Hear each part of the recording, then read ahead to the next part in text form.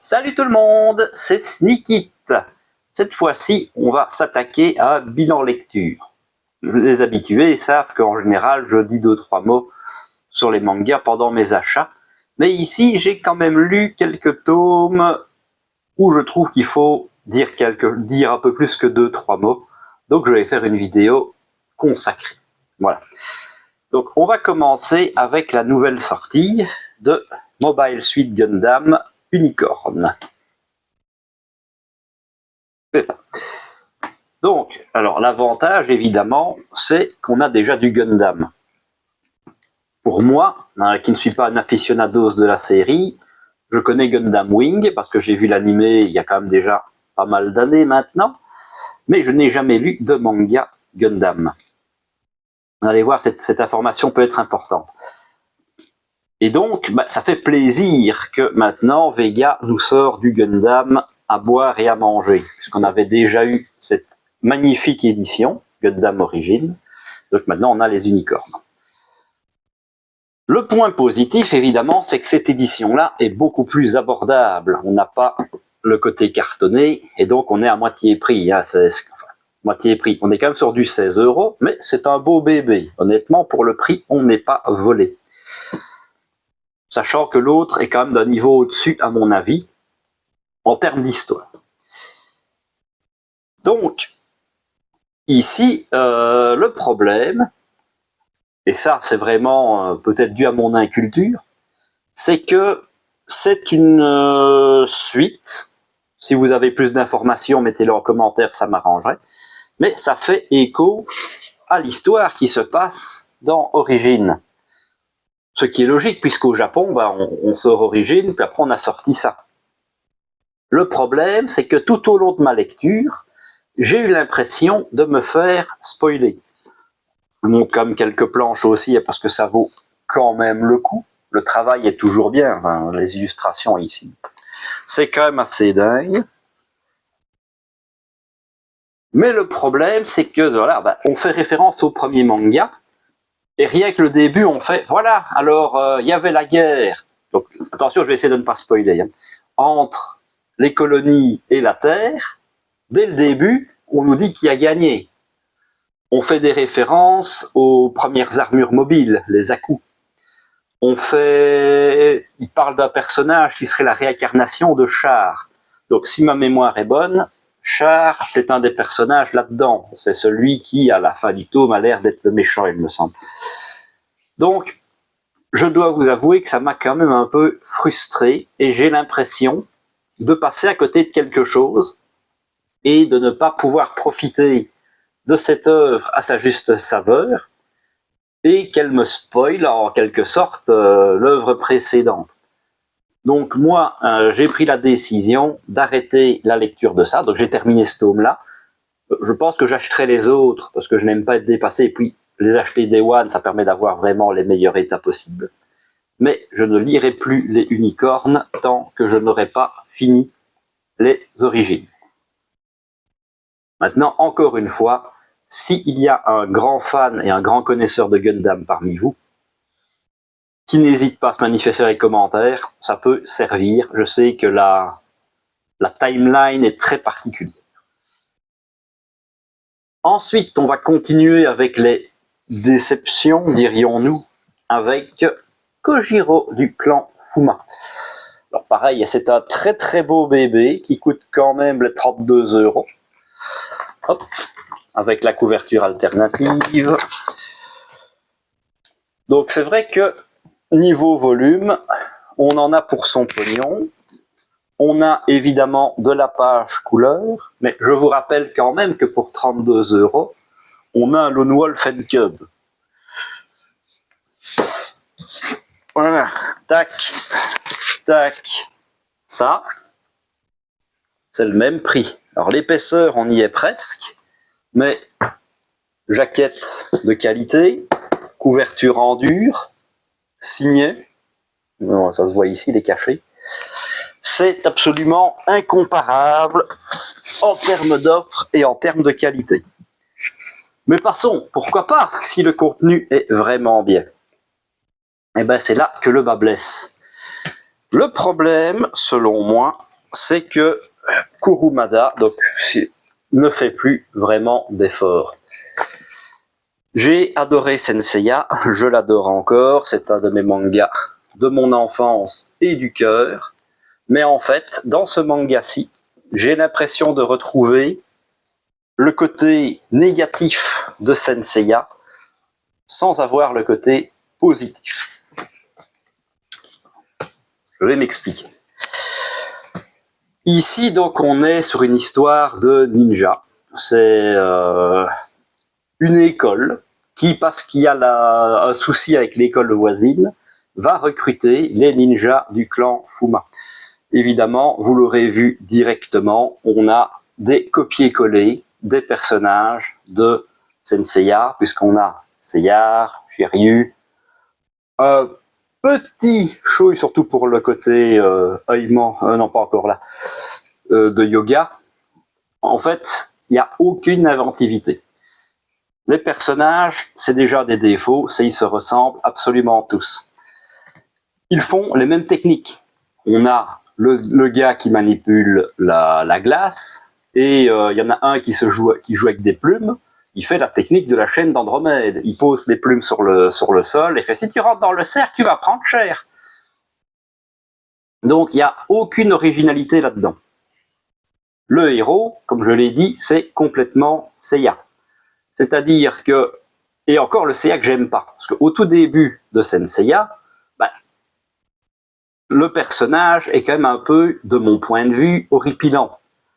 Il ne respecte personne, il a ses objectifs à lui, il a un petit côté gamin aussi, et ça, évidemment, ça va complètement disparaître à partir, on va dire, de vraiment les chevaliers d'argent, où ça devient complètement serious business.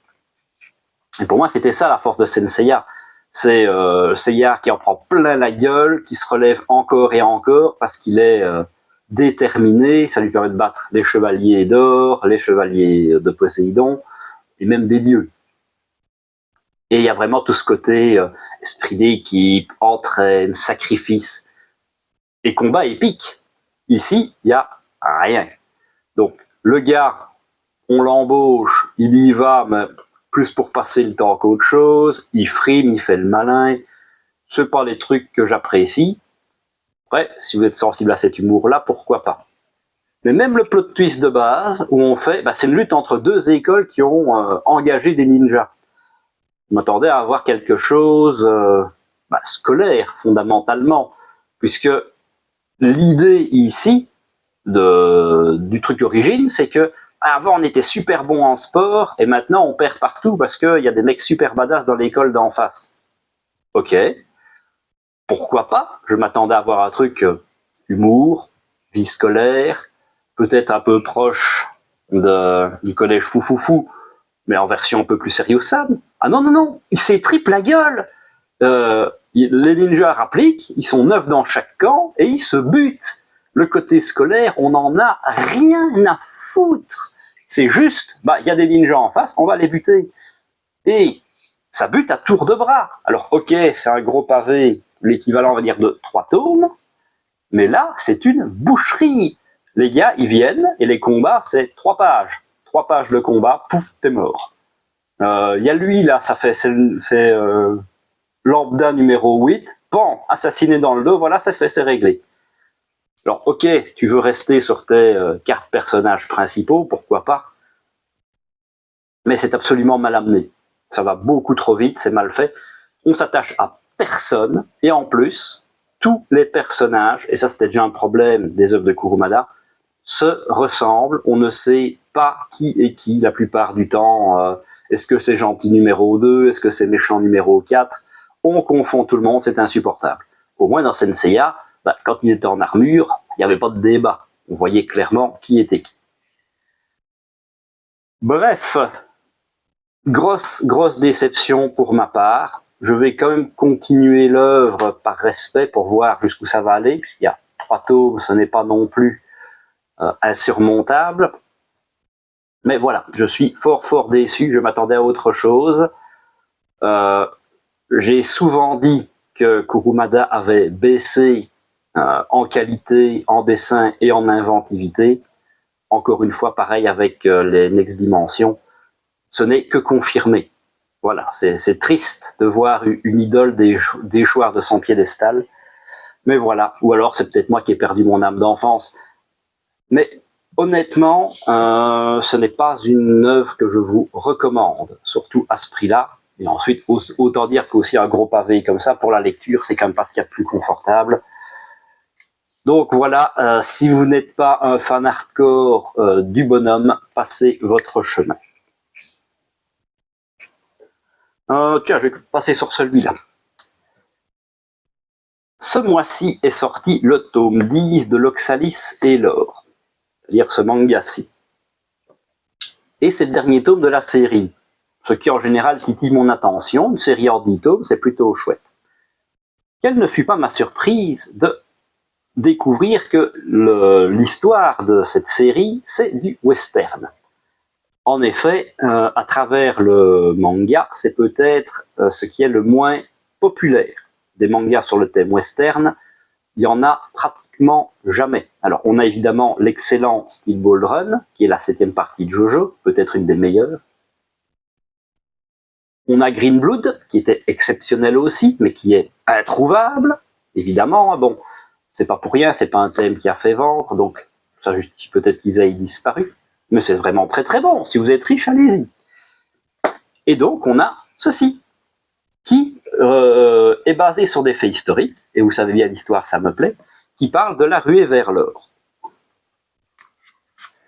Donc, ce manga raconte l'histoire de personnages romancés, évidemment, ce n'est pas des vrais personnages, qui vont abandonner leur Irlande natale en proie à une famine pour aller aux États-Unis parce qu'on a trouvé de l'or en Californie. Je rappelle qu'on est en 1849. Donc à l'époque, la Californie, c'est juste des terres vierges, non habitées. Il n'y a personne qui habitait là-bas. Il n'y a pas de ville, il n'y a rien. La grosse force de ce manga, déjà vous l'avez vu, le dessin est franchement pas mal, c'est de retracer la réalité des faits dans sa plus pure cruauté. Ici, les personnages principaux, donc la fille et le garçon,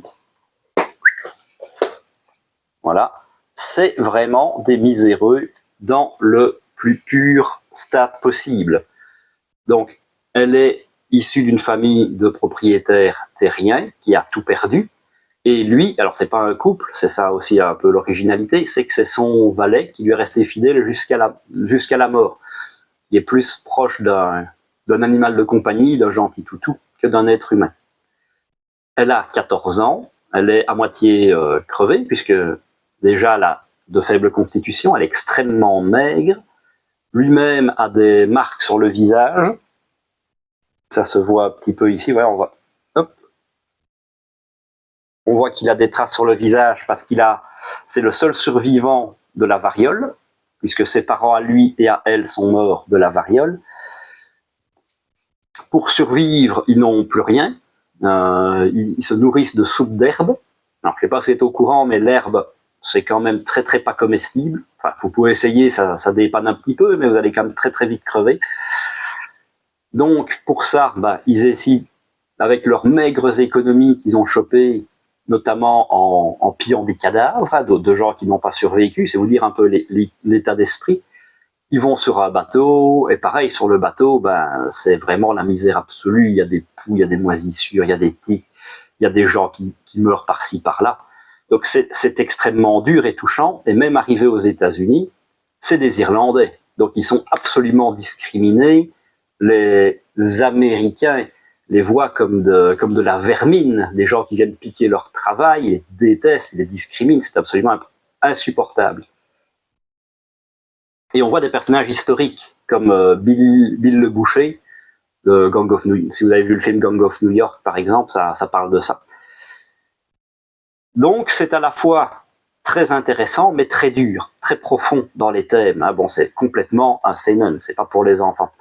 Et à côté de ça, on a justement de l'humour amené par cette fille et par un dessin, il faudrait que je tombe dessus, évidemment, où elle va faire des petites mimiques, un peu comme ça, tu vois, un peu plus mignonne, mais qui va un peu alléger, on va dire, la dureté de l'œuvre, avec des situations un peu cocasses, un peu drôles, qui amènent justement un petit souffle d'air frais, qui permettent au lecteur de respirer et de ne pas en prendre, pas tomber en dépression après ça. Évidemment, il y a pas mal de positivisme. On se doute quand même que ça va plus ou moins bien se passer. Alors, est-ce qu'ils vont vraiment trouver de l'or et devenir millionnaires? Ça, j'avoue que je ne sais pas. Mais, à mon avis, on va quand même avoir droit à son petit happy end. En tout cas, j'espère, parce que moi, c'est ce que j'aime bien. Mais voilà, très poignant. Là, les 3 tomes que je vous ai montrés, c'est de l'occasion. Je me suis dit, on va commencer par une base safe. Ben, j'ai adoré. J'ai bouffé les 3 tomes dans la journée. Ça s'est vraiment bien passé. Donc, si le côté historique vous plaît, bah, foncez déjà. C'est un manga historique. On va avoir des vrais personnages. Ils ont même réussi à caler un japonais, qui est officiellement le seul japonais à avoir participé à la ruée vers l'or. Une célébrité au Japon, d'ailleurs. Parce que à ce moment-là, le Japon est complètement fermé sur le monde. Vous n'avez ni le droit de rentrer, ni le droit de sortir. Y compris pour les Japonais. Donc voilà. Et évidemment, le thème western, bah, si vous cherchez un manga sur cette période historique, c'est quand même l'occasion de vous gâter. Non. Ensuite, alors ça, j'étais complètement passé à côté et je l'ai vu dans une vidéo d'un de mes confrères. C'est Loser chez Akata. Donc, je pense que vous l'aurez deviné, mais j'aime les mangas, mais pas seulement. J'aime savoir ce qu'il y a autour, le milieu de l'édition et tout ça, et je pense avoir pas mal d'œuvres sur le sujet, que ce soit le classique Bakuman, Hitman, les coulisses du manga. Voilà, c'est pas les œuvres qui mentent, Réimp dans les dernières versions. Et celle-ci, ben justement, non seulement c'est sur le milieu de l'édition, sur la création des mangas, donc ça m'intéresse, mais c'est une œuvre historique, puisque c'est même marqué ici, et on ne le cache pas. Ça va parler de la création dans les années 60 du premier magazine seinen, donc destiné purement aux adultes. Ce sera en 3 volumes, donc ça ici on a le premier. Hop. Le dessin, voilà, on est sur quelque chose un peu caricatural, parodique, mais ça fait le café sans être fort vilain. Et donc à cette époque-là, le manga à la base est fait pour les enfants. On est dans l'après-guerre. En fait, il y a, on va dire, 3 types de mangas. Vous avez le manga pour enfants, qui marche bien, hein, c'est classique, ça fonctionne. Vous avez le manga de type Gekiga. Donc là, c'est vraiment très serious business, puisque le Gekiga parle surtout de la vie d'après-guerre, par exemple. Donc c'est pas vraiment le truc où on va taper des barres. Et puis, il y a quand même des dessins destinés aux adultes, mais on est sur, comme ils le disent ici, des mangas en 4 cases, de la caricature. Il n'y a pas d'histoire, c'est vraiment des petits sketchs, un peu comme vous liriez, je sais pas moi, ici Pierre Kroll dans le journal. C'est un peu le même principe. Et l'éditeur, qui est passionné de manga, cherche quelque chose pour renouveler le genre. Il ne comprend pas que les adultes laissent tomber le manga. Parce que ça fait gamin, c'est toujours difficile, même encore aujourd'hui, hein, quand on parle dans la vie sociale, qu'on est un fan de manga et tout ça, enfin ouais, tu lis encore Naruto et One Piece à ton âge, il faut grandir un peu, gars. C'est quand même des réflexions qu'on se prend de temps en temps. Et donc il va tomber sur ce personnage-ci, qui n'est ni plus ni moins que l'auteur de Lupin the Third, ou Edgar de la Cambriole, pour les gens de ma génération. Et ensemble, ils vont essayer de renouveler le genre et de créer un magazine destiné aux adultes avec des vraies histoires pour adultes. C'était, ma foi, captivant. Et en 3 tomes, vous ne prenez pas beaucoup de risques. C'était très chouette à lire et on apprend des choses. Donc c'est vraiment tout ce qu'on aime bien. Et pour conclure, on va rester dans l'univers du manga, dire qu'on est gâté quand même, puisqu'on a aussi, et il sera aussi en 3 tomes, Tokyo ces jours-ci de Taiyu Matsumoto. Hop là. On est sur le style de Matsumoto que j'aime particulièrement. Alors, en termes d'histoire, il est toujours très très bon, évidemment, mais je préfère quand il est dans un style plus réaliste que du style, on va dire, peut-être un peu onirique du rêve de mon père, par exemple, où il rajoute des petits bonhommes, des trucs un peu paradoxaux un peu partout. C'est pas ce que j'aime le mieux chez lui, même si, niveau histoire, à chaque fois, ce mec est un génie. Et donc, ça raconte l'histoire, justement, d'un responsable éditorial, donc celui qui coach les mangaka pour qu'ils sortent leurs planches en temps et en heure, par exemple. Et l'histoire commence par sa démission. Alors, a priori, il a raté un projet, il était sur un gros coup, ça s'est mal passé, et avec son côté flegmatique, il fait bah, « j'assume, voilà, je démissionne, et je prends ma retraite en quelque sorte, après 30 ans de bons et loyaux services. » Et là, on est sur toute une phase d'introspection où il essaye de renoncer au manga. Donc, il va d'abord voir quelques-uns des gars dont il s'est occupé dans le passé, actuellement. Il pense à revendre sa collection de mangas, parce que souvent, quand on est passionné de manga, on en a. Et puis, finalement, le déclic, c'est pas ce qu'il veut faire, et il va renoncer à son projet insensé de se séparer de ses mangas, notamment, pour se lancer dans un nouveau projet.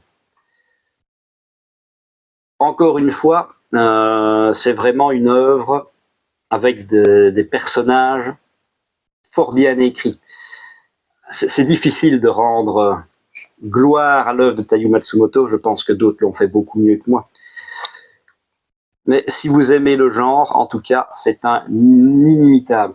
Alors, on est moins, évidemment, dans les coulisses du manga, c'est pas ici ce qui va intéresser le lecteur, on est dans l'humain.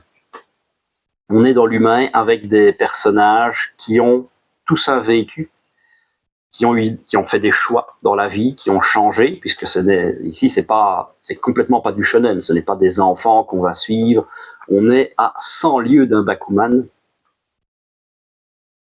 et on est sur cet homme qui donc va complètement changer de vie, et qui va tenter un dernier coup de poker, pas forcément, alors pour lui, évidemment, avant tout, mais aussi pour les gens qu'il a côtoyés dans sa carrière et qu'il apprécie.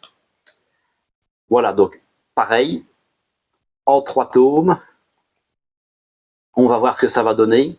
Bon, moi, j'ai aucun doute, évidemment, mais c'est vrai que juger une œuvre sur son premier tome, c'est plus compliqué que de juger sur son intégralité.